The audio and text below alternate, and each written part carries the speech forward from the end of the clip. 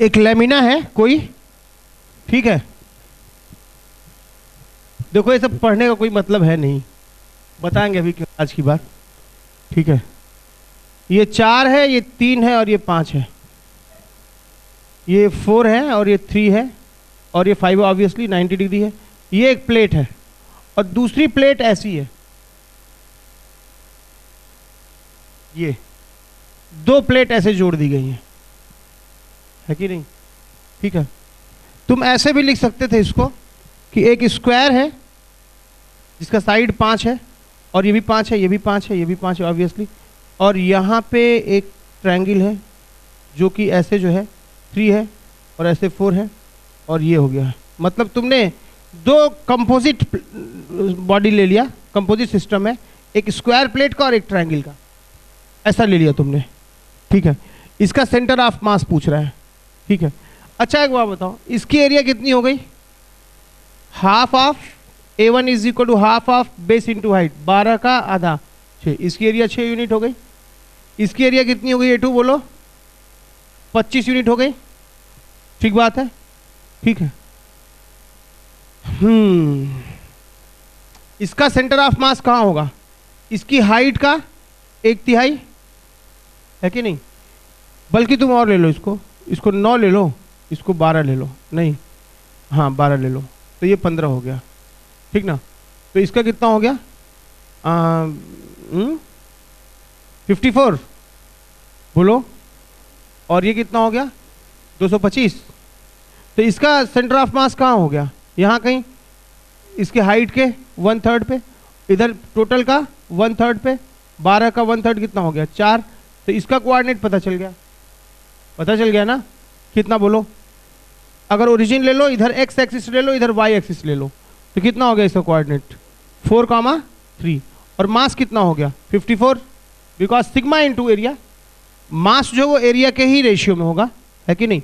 अब तुम्हारे पास ज्योमेट्री से इसका तुम निकाल सकते हो कोऑर्डिनेट। ये अगर ओरिजिन है तो तुम इसके सेंटर का कोऑर्डिनेट निकाल सकते हो, बोलो? नहीं,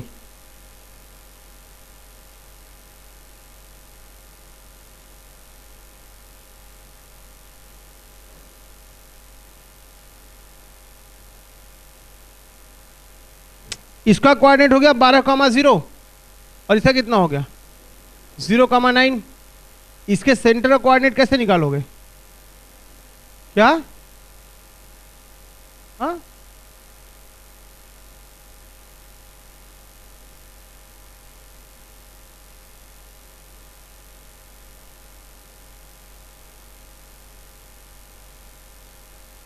कैसे निकालोगे?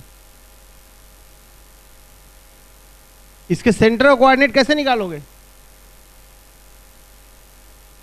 अरे यार गजब आदमी तू लोग। हाँ, 12,9, 12,9 ऐसा क्या? ये रेक्टेंगल है,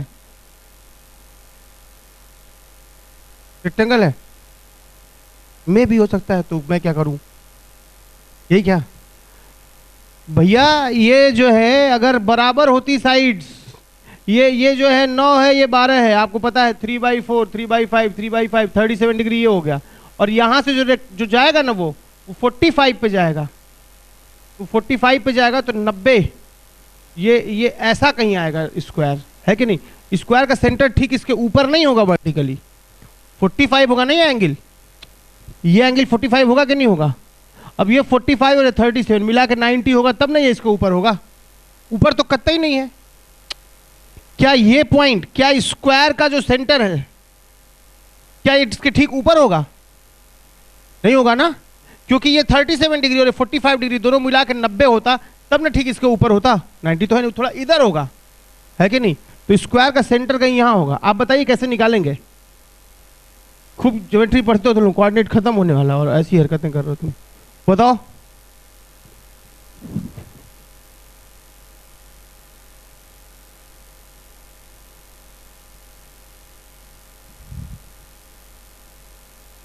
ये गजब बात है यार।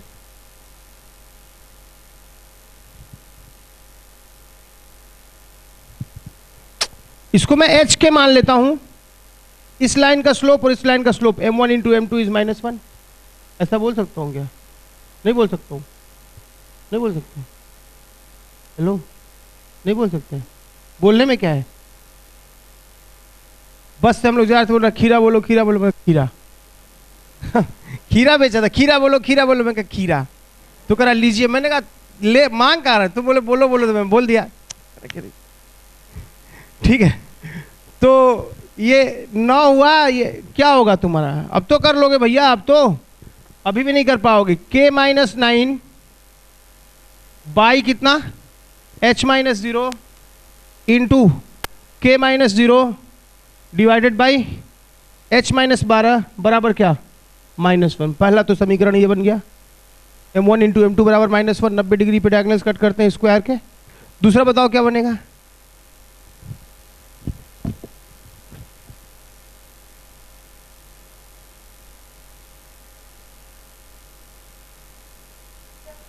ऊपर ही ना बंद हो गया है।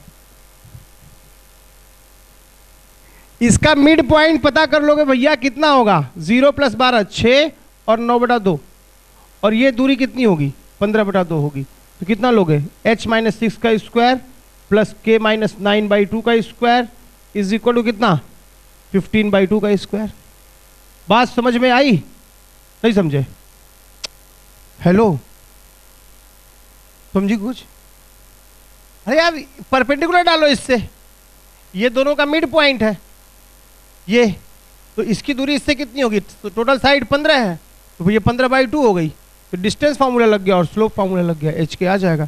और इसका मास पता चल गया, तो इसका कोऑर्डिनेट पता चल जाएगा। इसका मास कितना हो गया? 225 सिग्मा। तो इसका 225 सिग्मा, इसका कितना? 54 सिग्मा। कोऑर्डिनेट्स पता है, पता चल जाएगा सेंटर ऑफ मास। नहीं समझे?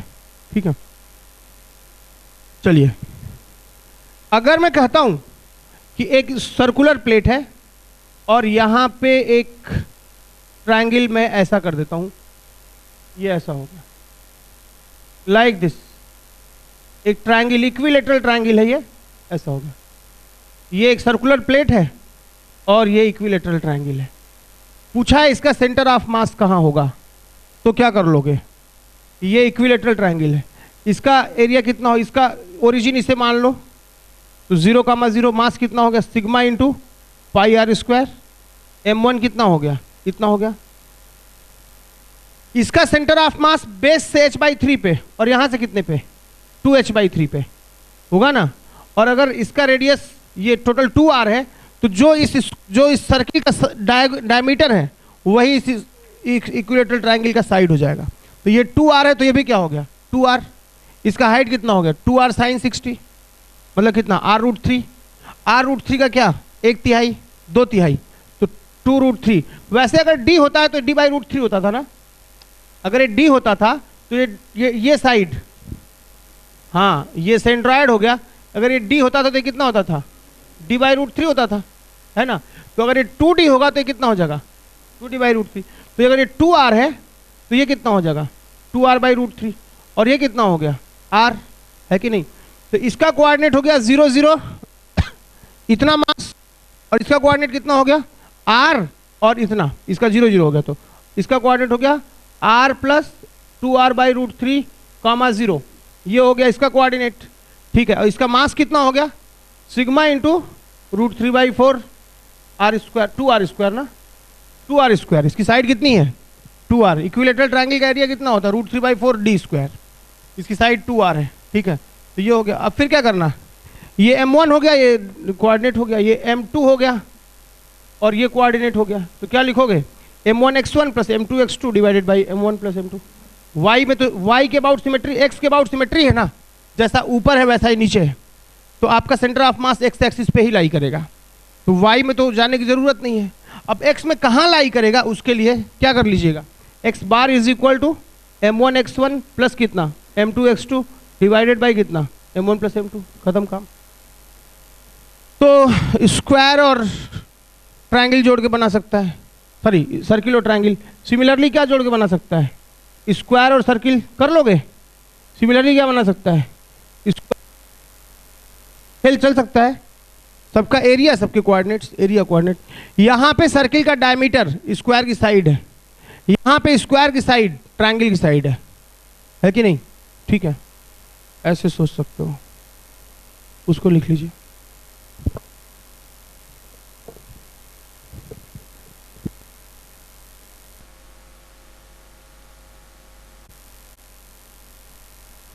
एक कोन है और इसमें से मैं एक स्फीयर निकाल लेता हूं, ठीक है, ये बचता है। कोन में से आपने क्या निकाल लिया? स्फीयर घटा दिया। या ऐसा हो सकता है आप क्यूब में से कोन घटा दीजिए। एक क्यूब है, अब क्यूब पूरा ऐसा होगा, क्यूब में से मैं कोन घटा देता हूं ऐसा, तो क्या बचेगा? ये बचेगा। या ऐसा क्यूब ना घटा दो, जरा ऐसा घटा दो, सेंटर से लेता हुआ ऐसा क्यूब घटा दो, ऐसा घटा दो, या मन करा तो चलो वैसे ही घटा लो। अच्छा, सिलेंडर में से घटा दो, ज़्यादा अच्छा लगेगा। कोई सिलेंडर है, उसमें से कोन घटा दो। सिलेंडर है, हाइट h है, रेडियस r है, उसमें से कोन घटा दो। सॉरी, ये बच गया। इसका सेंटर ऑफ मास कहाँ हो जाएगा? या एक इतना अच्छा प्रॉब्लम बनता है, देखो हम बताते हैं, अभी इसका एप्लीकेशन बताएंगे तो मजा आएगा तुमको, ठीक है।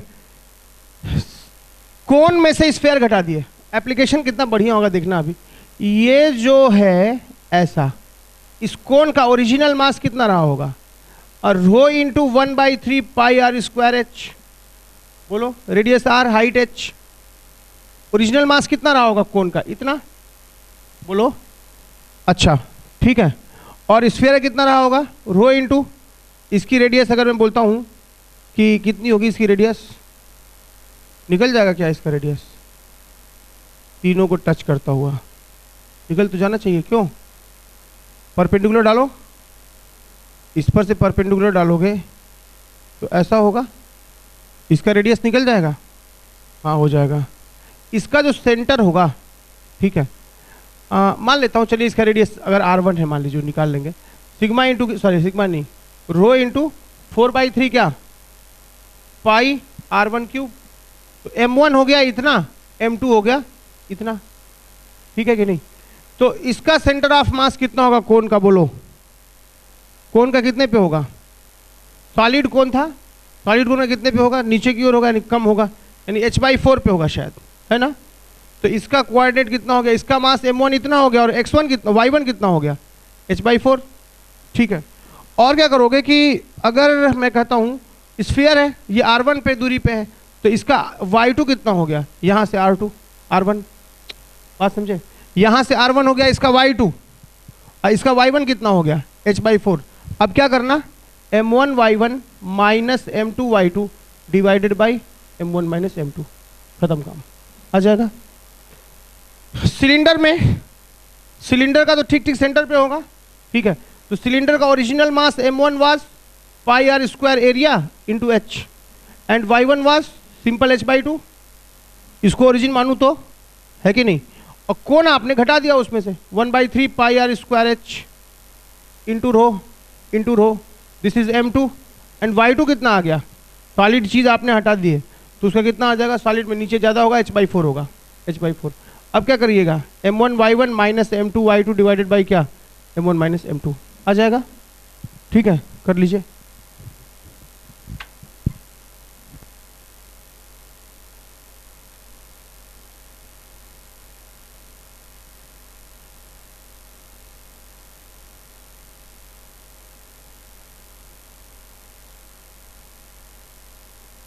डिस्क्रीट सिस्टम का, रॉड का, आर्क का, सेक्टर का, डिस्क का, फिर किसका?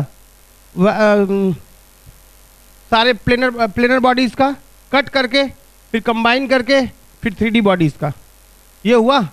ये रिजल्ट आपको याद रखना पड़ेगा। देखिए, application of centre of mass, heading डालिए, बहुत ही अच्छा। यहाँ से मैकेनिक्स शुरू हो रही है, ठीक है। अभी तक तो टूल्स आपके पास, application of centre of mass.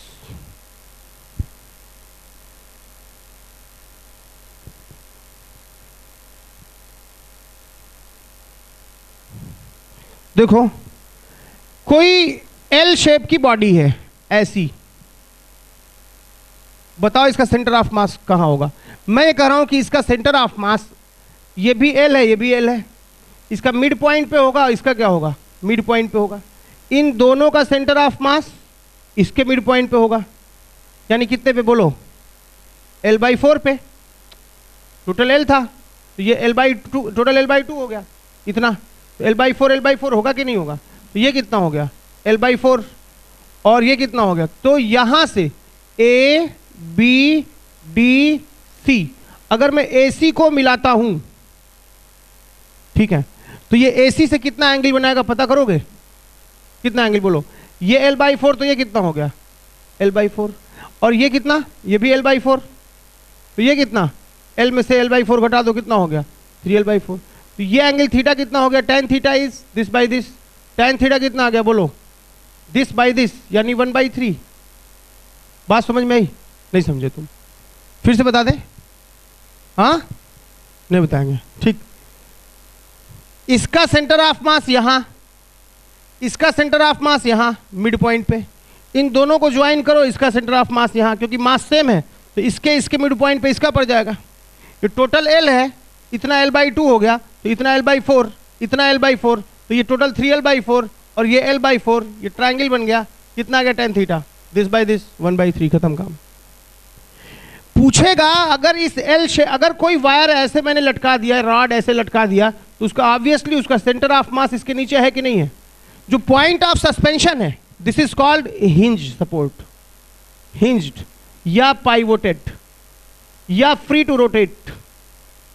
Free to rotate, rotate करने के लिए स्वतंत्र है, या पाइवोटेड है, या हिंज्ड है, बात एक ही है, ठीक है। तो वहां पे वो पाइवोटेड है। अगर ऐसा करता हूं तो इस रॉड का सेंटर ऑफ मास ठीक इसके नीचे होगा। क्या मैं ऐसे छोड़ दूं तो ये वैसे रुका रहेगा क्या? यहां पे नहीं, क्योंकि इसका mg क्या देगा? इसके अबाउट टॉर्क देगा, घुमा देगा इसको, तो वापस यहां आके रुकेगा। मेरी बात समझ रहे हैं ना? मतलब यहां पे इक्विलिब्रियम में रहेगा। अगर छोड़ दीजिए तब तो ये ऑसिलेट करेगा। लेकिन ऐसी हालत इक्विलिब्रियम की हालत है क्या? नहीं है ना। तो इक्विलिब्रियम की हालत तो ये होगी, यानी कैसा भी स्ट्रक्चर ले लो, चाहे तुम जैसा भी स्ट्रक्चर ले लो, ऐसा, ऐसा या ऐसा, तो हमेशा इस स्ट्रक्चर का सेंटर ऑफ मास इसके नीचे होगा। इस पूरी बॉडी का सेंटर ऑफ मास मान लो यहां पे है, तो इक्विलिब्रियम वही होगा जब स्ट्रक्चर का सेंटर ऑफ मास ठीक हिंज पॉइंट के वर्टिकली नीचे हो। वरना इधर शिफ्ट करोगे तो mg जो है उसको टॉर्क देकर घुमा देगा फिर से। बात समझ में आई? नहीं समझ में आई? ठीक है। तो हमेशा centre of mass must be for equilibrium, centre of mass must be vertically below क्या? Hinge point. हिंज पॉइंट के ठीक ठीक नीचे होना चाहिए। मान लीजिए आपने एल शेप की बॉडी को ऐसे लटका दिया, एल शेप की बॉडी आपने लटका दिया, तो सेंटर ऑफ मास क्या होना चाहिए? इसके ठीक नीचे होना चाहिए। ये जो सेंटर था सी, ये जो है वर्टिकली उसके नीचे होगा। तो पूछेगा कि ये एंगल कितना होगा? tan theta. तुम निकाल चुके हो अभी, एंगल कितना होगा इससे बताओ? अरे अभी निकाल लो tan थीटा, कितना होगा? 1/3 आंसर। बात समझ में आई? नहीं समझे?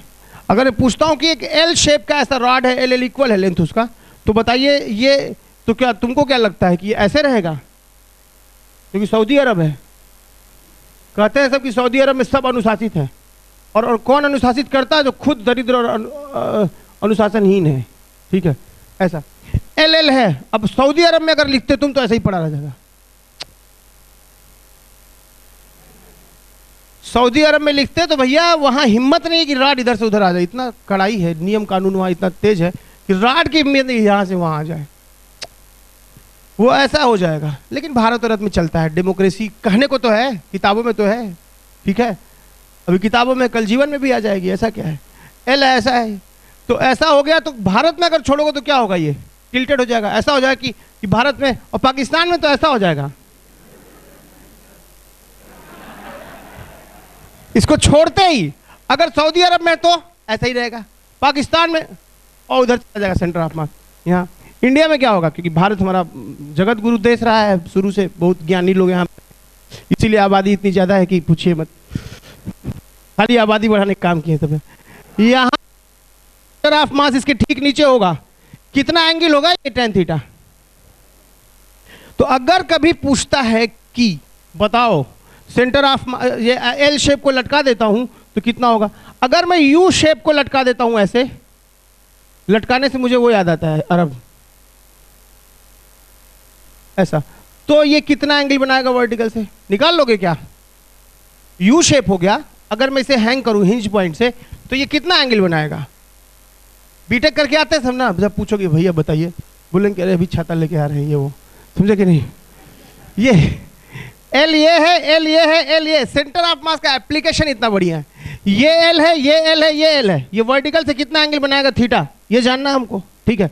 तो पहले तो ऐसे सोच, कई लोग किताबों में जो सोल्यूशन दिया है वो इसी हालत में डायग्राम बना के सेंटर ऑफ मास निकालना, मेरा कहना है खत्म करो, तुम छोड़ो उसको, पहले क्या करो, सीधा हो गया, तकलीफ हुई क्या? ठीक है, यहां पे क्या करिए, इसका सेंटर ऑफ मास यहां पे, इसका मास m हो गया, इसका सेंटर ऑफ मास यहां पे, इसका सेंटर ऑफ मास यहां पे, और इस एक्सिस के अबाउट क्या है, सिमेट्री है, तो सेंटर ऑफ मास पक्का है कि इसी लाइन पे पड़ेगा, है कि नहीं? m और m का सेंटर ऑफ मास बीचों बीच कितने पे, 2m पे, m और m का कहां हो गया, 2m पे, और ये m था, ये टोटल दूरी l थी, तो इतनी दूरी कितनी हो गई, l/2 हो गई, तो यहां जो फाइनल सेंटर ऑफ मास होगा C0, यहां से कितने पे हो गया, यहां से 1/3 पे और यहां से 2/3 पे, 2m इंटू l/3 और m इंटू हाँ 2m into l/3 m into 2l/3 होता था ना? अरे यार, अरे क्या, हाँ हाँ, m ये 2m हाँ करने से होगा, हाँ l/3 होगा, यहाँ 2l/3, अगर l है तो 2m into l/3 is m into 2l/3, लेकिन l की जगह यहाँ क्या है, l/2 है, l की जगह यहाँ पे क्या है, l/2 है, तो ये कितना हो जाएगा, 2m की और l/3, तो ये इसका l/3 यानी ये l/6, और ये कितना हो गया भैया, l/3, देख लीजिएगा, ठीक है? अब क्या करना है, इससे तुम ये दूरी निकाल, ये एंगल चाहिए तुमको, सॉरी तुमको ये एंगल चाहिए ना, ये वाला डॉटेड, ये एंगल चाहिए ना, वो ट्रायंगल बना लेना, वो ट्रायंगल बना लेना, टोटल l है और ये l/3 है, तो ये कितना हो गया, 2l/3, और कितना, ये कितना हो गया, l/2, l/2, ये एंगल पाना थीटा, तो tan थीटा कितना आ गया, बोलो, this by this, 1/2 divided by 2/3 उर्फ 3/2, कितना आ गया, 3/4, लाभ लगभग, थीटा कितना आ जाएगा, tan इनवर्स क्या चीज, 3/4 ना, 4/3, हाँ सही है ना, ये tan इनवर्स 3/4, ये सही है। तो तुम कोई भी शेप लटका देगा तो अब निकाल लोगे, उसके लिए क्या करना पड़ेगा, सेंटर ऑफ मास की लोकेशन निकालो फाइनल, और उस कोने से जहां हिंज की हो वहां से ट्रायंगल बना के वो एंगल निकालो, वही एंगल वहां पे होगा। बात समझ में आई? ठीक है। अगर मैं कहता हूं कि एक रिंग को लटका दिया गया, एक रिंग है ऐसे, ऐसे सेमी सर्कुलर रिंग है, इसको लटका दिया गया, ठीक है, तो क्या ये यहीं पड़ा रहेगा? इसका ज्योमेट्रिकल सेंटर तो यहां पे है, लेकिन सेंटर ऑफ मास यहां होगा, तो क्या ये यहीं लटका रहेगा? क्या इसका वेट mg यहां से एक्ट करेगा? क्या ऐसे रहेगा क्या? ये नहीं, क्या हो जाएगा थोड़ी देर बाद छोड़ते ही, ये इक्विलिब्रियम के लिए ये कुछ ऐसा हो जाएगा, ज्योमेट्रिकल सेंटर इसका यहां आ जाएगा और सेंटर ऑफ मास इसका यहां आ जाएगा, है कि नहीं? हो जाएगा। ये दूरी कितनी होती है सेमी सर्कुलर रिंग की? 2r/π, आज याद नहीं होगा तुमको, जान लो, ये 2r/π होता है, और ये कितना है r, तो यहां से tan थीटा कितना आ गया, tan थीटा मिल जाए यहां से, tan theta is equal to this by this, कितना आ गया, tan theta is equal to 2/π, theta कितना आ गया 60 डिग्री, है कि नहीं? बोलिए,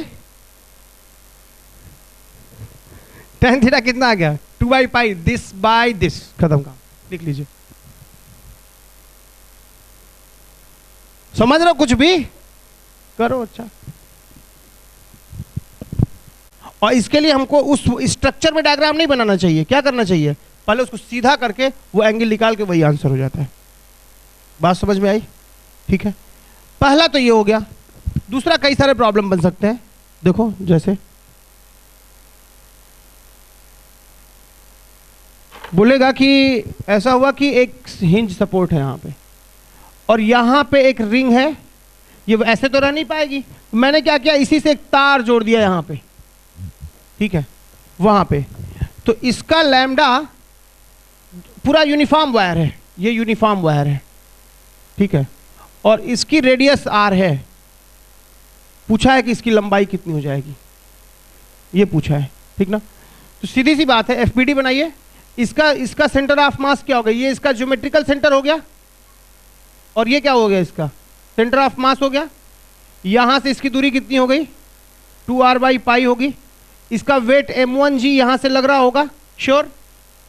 इसका वेट m2g ठीक बीचों बीच लग रहा होगा यहां से, और इसकी दूरी कितनी हो गई यहां से, l/2 हो गई, है कि नहीं। इसके अबाउट नेट टॉर्क 0 हो जाएगा। टॉर्क ये फोर्स जैसा चीज है। फोर्स किस लिए यूज होता है, ट्रांसलेटरी मोशन के लिए। टॉर्क क्या करता है, रोटेटरी मोशन को चेंज करता है, और एफ क्या करता है, ट्रांसलेटरी मोशन को चेंज करता है। इक्विलिब्रियम शब्द तभी होगा अगर फोर्स 0 है तो ट्रांसलेटरी इक्विलिब्रियम में है, अगर टॉर्क 0 है तो वो रोटेटरी इक्विलिब्रियम में है, और अगर वो दोनों तरह के इक्विलिब्रियम में है तो बॉडी इक्विलिब्रियम में है। नहीं समझे बात को क्या।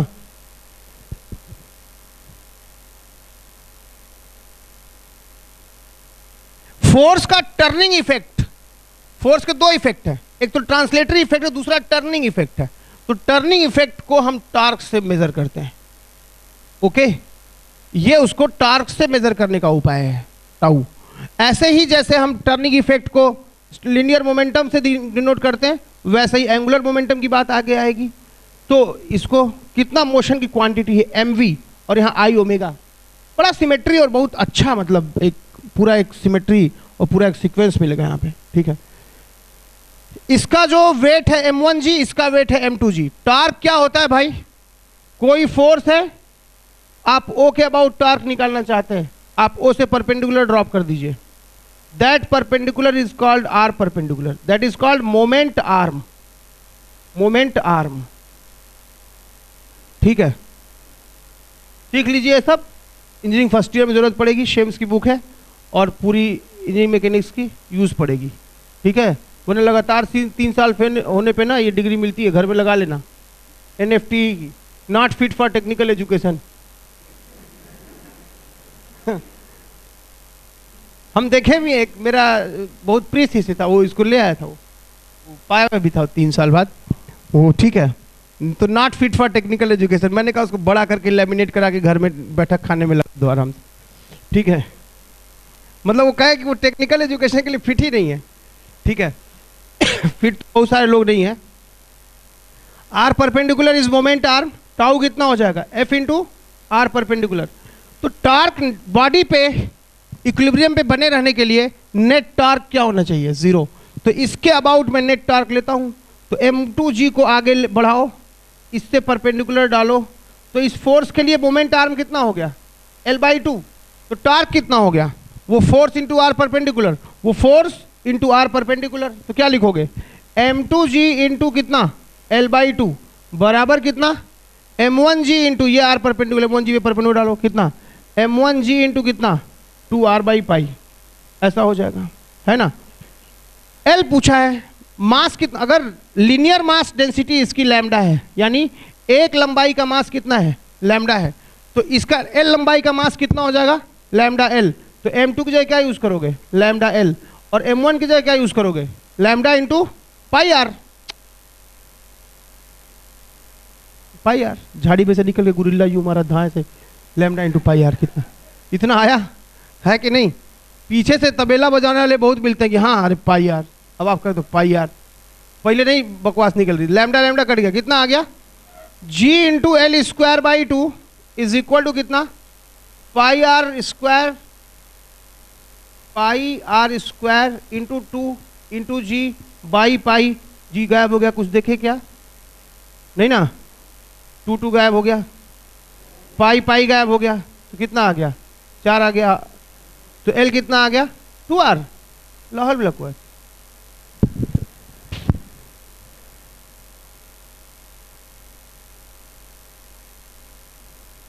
ईश्वर की मर्जी है तो हम लोग क्या कर सकते हैं, ठीक है। ऐसा हो सकता है, यानी बॉडीज इक्विलिब्रियम में रहे तो दोनों का कंबाइंड सेंटर ऑफ मास कहाँ आएगा, यहाँ आएगा। मतलब क्या, तुमको बताया राज की बात, इसका सेंटर ऑफ मास कहाँ होगा, इसको और इसको ज्वाइन करोगे ना तो यहाँ इसका सेंटर ऑफ मास होगा, क्योंकि कंबाइंड स्ट्रक्चर का सेंटर ऑफ मास ठीक इसके नीचे आना चाहिए। इसका सेंटर ऑफ मास यहाँ है, इसका सेंटर ऑफ मास यहाँ है, दोनों को ज्वाइन करोगे सेंटर ऑफ मास यहाँ होगा, है कि नहीं समझे। एक तो ये उपयोग इसका है। दूसरा उपयोग कि टाइम पीरियड निकालने में, time period of compound pendulum. Compound pendulum क्या है,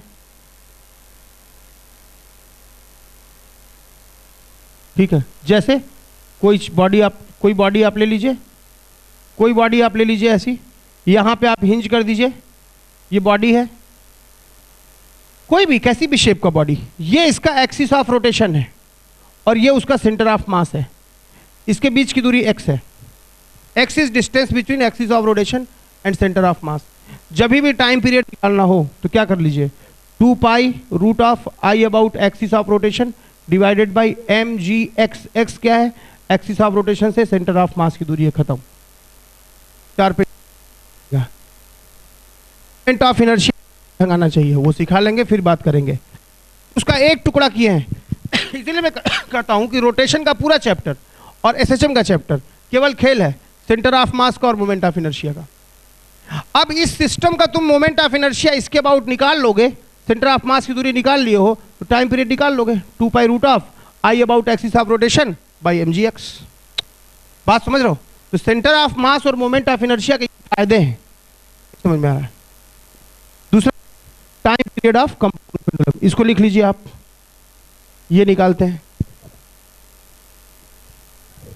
ये लिख लीजिएगा जरा, ये प्रॉब्लम लिख के उसको लिखिएगा। अच्छा तुम लोग अभी निकाले थे ना इसका टाइम, वो सेंटर ऑफ मास क्यूब में, इसमें से क्यूब निकाल के अभी निकाले थे ना। देखो अगर ये 3r है और ये r है, ये 2r है और ये 3r है, तो जरा बताओगे इसका सेंटर ऑफ मास कहां पे आ रहा है, निकालोगे। अभी तो किए थे यार, उतना पन्ना पलट और देख के डर लग रहा है हमको। इसका m1 कितना हो जाएगा भैया, शुरू में pi R square H, pi into इसकी रेडियस कितनी हो गई, r हो गई, pi R square into H, H कितना है 3r इंटू रो, और m2 कितना हो गया इसका 1/3 pi R square into H कितना 3r, कितना हो गया इंटू रो। अच्छा ऐसा होता है क्या, सिलेंडर का पाई आर स्क्वायर एच होता है, इसका 1/3 पाई आर स्क्वायर एच होता है, तो इसका मास उसका 1/3 होता है, ऐसा होता है क्या।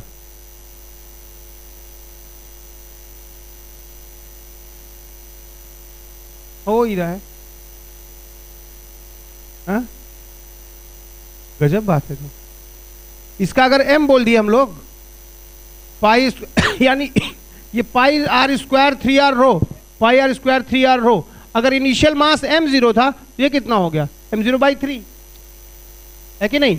ये m0 टोटल और इतना कितना हो गया m0/3, तो क्या करोगे m0 x0 minus m1 x1 divided by क्या, तो ऐसे कर लेते हैं ना कि इसका सेंटर ऑफ मास कहां पड़ना चाहिए बोलो, टोटल 3r है ना, तो टोटल 3r है, ओरिजिनल सेंटर ऑफ मास कहां है C0, कितने पे है ये 3r/2 पे, मिड पॉइंट पे।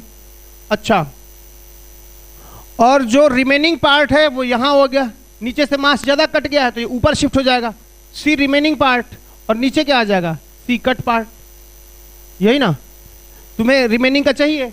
अच्छा कट का क्या होगा, सॉलिड कोन काटे हो तो h/4 पे होगा, ये यहां से कितने पे होगा h/4, h की वैल्यू 3r है, ये कितना हो गया 3r/4, टोटल कितना था 3r/2 था, तो इसमें से इसको घटाओगे तो कितना आ जाएगा, ये कितना आ जाएगा 3r/4 आ जाएगा। बात समझ में आ रही है। टोटल 3r था तो h/4 पे होगा ना। कुछ तो देखने से लग रहा है कि कामचोर है, सब काम ही नहीं करते हैं, सब हीट की शीट की हो बेटा, खड़े हो। टोटल इसका हाइट h है, बस खाली बैठ के यहाँ पे, मतलब लग रहा है कि सब समझ रहे हो क्या बताएं, h इतना है, h/4 पे ही होगा 3r/4 पे होगा 3r/4 पे ये होगा। टोटल सिलेंडर का सेंटर ऑफ मास 3r/2 पे होगा, उसमें से 3r/4 घटा दो तो कितना हो गया? 3r/4 हो गया, इतना हो गया। ये x पे चला गया। कटा हुआ पोर्शन का मास अगर मैं मानता हूं m0/3 है, तो इसका कितना था? टोटल सिलेंडर का कितना था? m0। कटे हुए कितना था? m0/3। तो रिमेनिंग कितना हो गया? अरे तुम लोग किसी काम के आदमी नहीं है यार, समझे? इतना हो जाएगा, समझे? तुम लोगों को तो बस खाली एक ही उपाय है, क्रांति करवाओ और तुमको शहीद करवा दो, क्रांति करवाओ शहीद करवा दो, बात समझे? लेकिन अब अभी मौका नहीं है। This into x 2m0/3 into कितना? x इज इक्वल टू कितना? m0/3 इंटू कितना? 3r/4। क्या समझे? m0/3 चला गया, x कितना आ गया? लाहौल बिला कुवत। अच्छा नहीं, सही है। 3r/8 क्या? 3r/8 पे, यहां से 3r/8 है ना, तो यहां से कितने पे आ गया बोलो? r/2 तो ये था, 3r/2 तो ये था, और ये कितना था? 3r/8 था। तो कितना हो गया टोटल? 8 4 दूना 8 12 और 3 15 r/8 15r/8 पे क्या बोलो? तो ये रिमेनिंग पार्ट है, इसका सेंटर ऑफ मास यहां से कितनी दूरी पे होगा? 15r/8 पे होगा। फटाक से लिखो।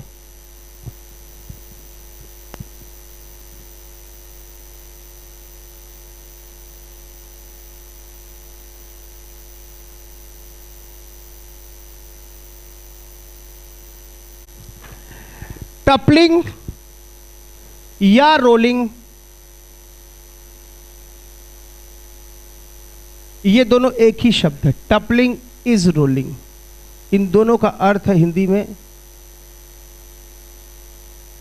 लुढ़कना। बात समझे? लुढ़कना। बस 10 मिनट और लेंगे कि छोड़ दें? 10 टीचर आ गए हैं क्या? नहीं ना, ऑब्वियसली छोड़ देते 10 मिनट, ठीक है। लुढ़कना, टपलिंग इज रोलिंग। टपल करना यानी क्या चीज? लुढ़क जाना। जैसे हम चलते हैं तो कैसे चलते हैं? रोल करते हुए चलते हैं, स्लिप करते हुए नहीं चलते, है कि नहीं? गाड़ी चलती है, गाड़ी के पहिए चलते हैं, क्या है वो? लुढ़कना है, रोलिंग है। आप ब्रेक लगा देते हैं, दैट इज कॉल्ड स्लिपिंग। तो आगे से मोशन का मतलब ये हुआ, आगे से अब खोपड़ी बड़ी खुली रखनी पड़ेगी। मोशन का मतलब सिर्फ क्या हुआ? स्लिपिंग नहीं हुआ, क्या हुआ? रोलिंग या टपलिंग भी हो गया। कई बार पूछेगा बताओ फोर्स की किस वैल्यू के लिए मोशन शुरू होगा, तो मोशन का मतलब लोगों के दिमाग में बैठा दिया गया स्लिपिंग शुरू होगी। ना ना ना, हो सकता है स्लिपिंग या रोलिंग, पहले कौन शुरू होगी? रोलिंग। सुन लो यार, जवाब मत दो यार, ठीक है? एक कौड़ी आता है रोलिंग शुरू होगी, कव्वाली आए हैं, जय माता दी और जागरण हो रहा है दुर्गा जी का, कुछ भी बकवास कर लो, सब भक्त हो गए, दुनिया भर के दरिद्र और दुष्ट सब। ये जो है कोई बॉडी है, भाषण मत दीजिए बीच में जो है कि हाँ ये हो जाएगा। हमको सबसे खराब बात है, कोई आदमी जब भीड़ बनता है तो बहुत नफरत पैदा होती है मुझे। जैसे ये है, मान लीजिए ये एक बॉडी है, ठीक है? ये एक बॉडी है, इस पे आप एक फोर्स लगाते हैं ऐसे, तो ये लुढ़क रही है कि स्लिप कर रही है? स्लिप कर रही है। और अब मैं फोर्स यहां लगाता हूं, तो अगर फोर्स यहां लगाता हूं तो मोशन की शुरुआत स्लिपिंग से हो रही है कि टपलिंग से हो रही है? स्लिपिंग से। और अगर मैं मोशन फोर्स यहां लगाता हूं तो मोशन की शुरुआत, बात समझ में आई? फ्रिक्शन तो दोनों केस में लग रहा है। तो मुझसे पूछेगा कि तुम फोर्स की वो वैल्यू बताओ जिसके लिए स्लिपिंग यानी किसी बॉडी का होगा स्लिपिंग से कि टपलिंग से। ये बात किस डिपेंड करेगी? जवाब नहीं देना, नो बेटा शांति से, कि कितना फोर्स लग रहा है और कहां लग रहा है। Size of force and location of force. Force की साइज क्या है, मतलब कितने न्यूटन का लग रहा है और कहां लग रहा है, साइज एंड लोकेशन। मेरी बात समझे? नहीं समझे? यानी मोशन शब्द अब थोड़ा जनरल कीजिए उसको, व्यापक शब्द है। या तो टपलिंग या तो स्लिपिंग। टपल में हूं खड़ा, टपलिंग, दिस इज कॉल्ड टपलिंग, राइट? ये टपलिंग, लुढ़क जाना, आप चलते चलते लुढ़क जाते, दैट इज कॉल्ड रिज। यहां पे मान लीजिए कि एक बॉडी जा रही है, एक बॉडी स्लिप करते हुए जा रही है और यहां पे एक ठोकर लग जाती है, रिज लग जाता है ऐसे, और ये बॉडी इसके अबाउट प्योर रोटेशन में चला जाता है, ऐसे घूम जाता है, दैट इज कॉल्ड टपलिंग। ओके, ऐसा है। तो थोड़ा सा हमें अब मैच्योर बनना पड़ेगा। मैं जस्ट वेट कर रहा हूं, सर आपको मोमेंट ऑफ इनर्शिया पढ़ा लेते हैं, ठीक है? फिर मैं पूरा कंबाइंड मैकेनिक्स एकदम समझ रहे हो, खून खराबा इसमें शुरू होगा और तुम्हें अच्छा लगेगा कि oh this was pure mechanics. Work energy या सेंटर ऑफ या डायनेमिक सर्कुलर मोशन का या फ्रिक्शन अलग से कोई चैप्टर का मतलब ही नहीं है, या प्रोजेक्टाइल सब टूटपूजिया चैप्टर है। प्योर मैकेनिक्स यहाँ से शुरू होती है। सेंटर ऑफ मास और मोमेंट ऑफ इनर्शिया दो चाबियाँ हैं मैकेनिक्स की, बात समझे? इसीलिए मैं सेंटर ऑफ मास का एप्लीकेशन की भी बात कर रहा हूँ अभी तो, ठीक है? क्या होता है अगर कोई बॉडी यहाँ पे है रखी हुई है चुपचाप और इसे आप टिल्ट करते हैं, यहाँ के अबाउट हिंज कर दीजिए और इसे आप टिल्ट कीजिए, ऐसे टिल्ट करके आप यहाँ ले आए। जब आप यहाँ लाते हैं इसको टिल्ट करके, ठीक है, तो क्या होगा? ये क्या होगा कि ये किसी वक्त, अब तो दो रास्ते हैं, या तो ये स्लिपिंग कर जाए या तो ये टपलिंग कर जाए। क्यों? बात समझ में आई? या तो स्लिप करके आगे चली जाए या तो पता चला कि उसकी साइज कुछ ऐसा बना दियो कि ऐसा बना दियो। क्या क्या स्लिप करेगा भैया? वो स्लिप करेगा, वो क्या कर जाएगा? वो टपल कर जाएगा। वो बॉडी की साइज पे भी तो डिपेंड करेगा कि उसका टेंडेंसी कैसा है, स्लिपिंग की टेंडेंसी है कि टपलिंग की। तो इसकी टेंडेंसी क्या लग रही है तुम्हें? टपलिंग बिफोर स्लिपिंग की, यानी टपल कर जाएगा स्लिप करने के पहले ही। लेकिन इसकी टेंडेंसी क्या लग रही है? अभी रुक जाओ, बना लेने दो व्याकरण की दृष्टि। इसकी टेंडेंसी क्या लग रही है? स्लिपिंग बिफोर टपलिंग की। बात समझ में आई? ठीक है, फिलहाल मैं एक जनरल केस ले लेता हूं। इसका हाइट ब्लॉक का h है, इसका बेस जो है वो b है, ठीक है, और मुझे दो रास्ते, या तो स्लिपिंग शुरू हो जाए या तो टपलिंग शुरू हो जाए। स्लिपिंग का तो सीधा सा मामला है। स्लिपिंग का क्या कंडीशन है बोलो? स्लिपिंग के लिए जो आपका mg साइन थीटा है ये क्या होना चाहिए बताइए?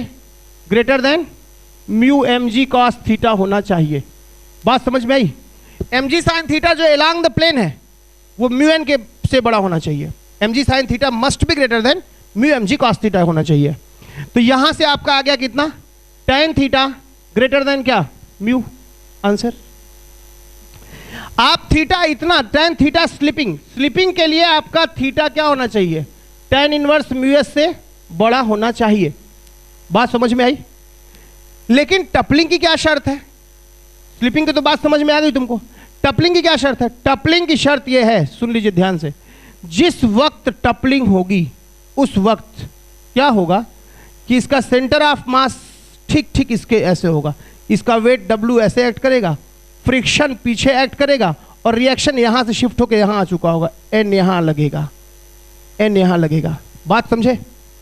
ये टपलिंग की शर्त है, टपलिंग बिफोर स्लिपिंग। ये शर्त है, इसका वेट W, इसका सेंटर ऑफ मास इस कॉर्नर के ठीक ऊपर हो जाएगा। W, F और N तीनों ऐसे हो गए, ठीक है। तुम्हें चाहिए कि किस एंगल पे टपलिंग हो रही है, चुपचाप ऐसा कर लो। ये थीटा है, मान लो थीटा 2 है, थीटा टपलिंग के लिए है, theta T, theta 90 minus theta, 90 minus theta, और ये क्या हो गया? Theta T। कुछ महसूस कर पा रहे हो? ये एंगल यही एंगल होगा कि नहीं होगा? बोलो। इसका हाइट h है तो इसकी हाइट कितनी हो गई? h/2। इसकी कितनी हो गई? b/2। तो यहां से tan थीटा t कितना आ गया? बोलो बोलो।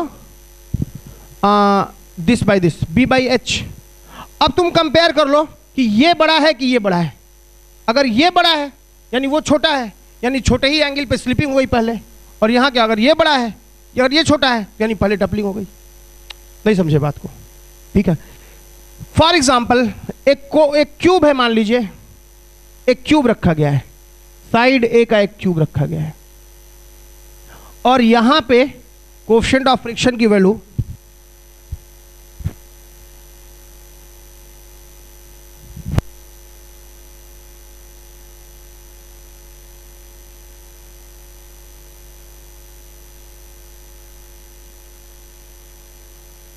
म्यू की वैल्यू 1/√3 है, ठीक है।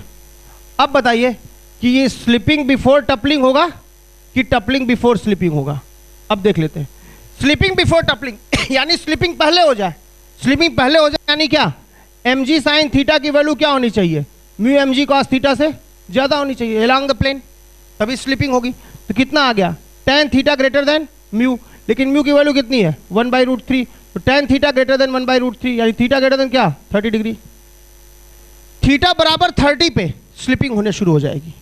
और टपलिंग बिफोर स्लिपिंग के लिए क्या करिएगा? ये डायग्राम बनाइएगा कि ऐसा होगा कि लाइक दिस, ये क्यूब हो गया, ठीक है, इसका वेट ऐसे लग गया W, रिएक्शन ऐसे हो गया, फ्रिक्शन ऐसे हो गया, ठीक है, ये ट्रायंगल बन गया, ये एंगल, ये देख रहे हो, ये एंगल और ये एंगल बराबर होंगे, यही होगा θ2, ये θ1 इतना आ गया, तो θ2 कितना आ गया बोलो, ये भी a/2, ये भी a/2, θ2 कितना आ गया यहाँ से 45 डिग्री। यानी ये क्या करेगा, पहले 30 डिग्री पे ले आओगे तो क्या करेगा, स्लिप कर जाएगा, और 45 पे क्या करेगा, कुछ नहीं करेगा क्योंकि पहले ही स्लिप कर चुका है, ये बाद में निकालना पड़ेगा, ठीक है। mg टपलिंग, स्लिपिंग करोगे तो नहीं, 45 पे टपल करेगा, इतने पे स्लिप करेगा, इतने पे टपल करेगा। यानी इसको अगर थीटा बढ़ाते हो तो पहला मोशन की शुरुआत किससे होगी, स्लिपिंग से कि टपलिंग से, स्लिपिंग से। लेकिन अगर यहां मैं म्यू की वैल्यू √3 कर देता हूं, म्यू की वैल्यू 1 से ज्यादा हो सकती है, तो अब कितना हो जाएगा, ये 60 डिग्री, तब क्या हो गया, तब पहले क्या हो जाएगा, टपलिंग हो जाएगा।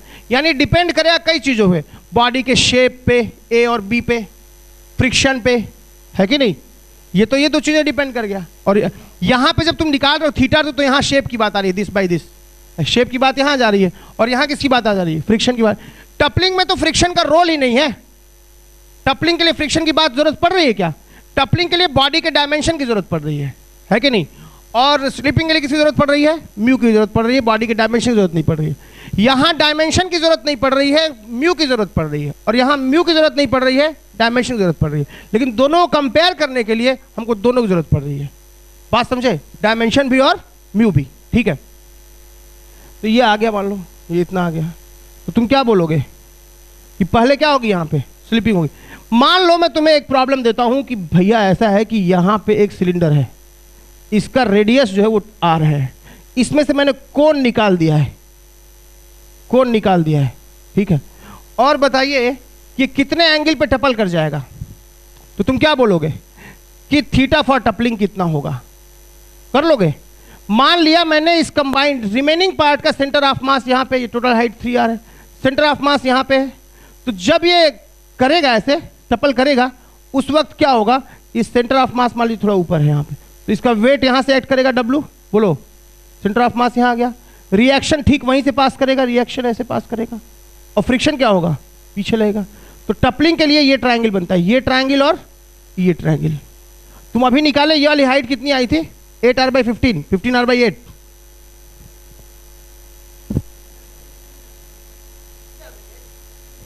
फिफ्टीन आर बाई एट, और ये कितना आ गया था R, तो ये थीटा, तो ये भी थीटा हो गया, तो tan थीटा कितना आ गया यहां से, बोलो, this by this, R by this, 8/15।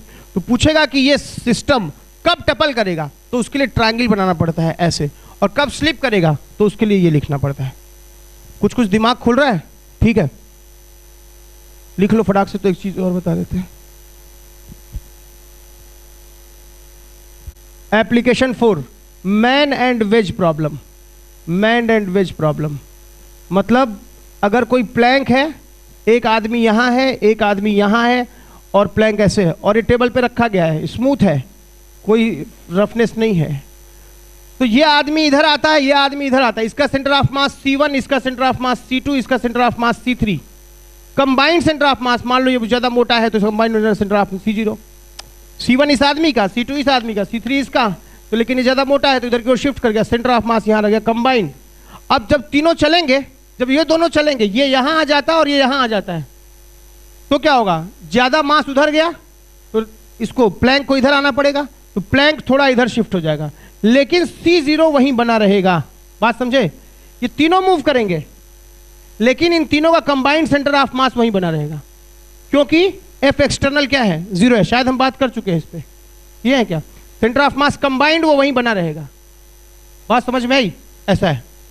तो एक तो चौथा एप्लीकेशन ये है, और पांचवा एप्लीकेशन है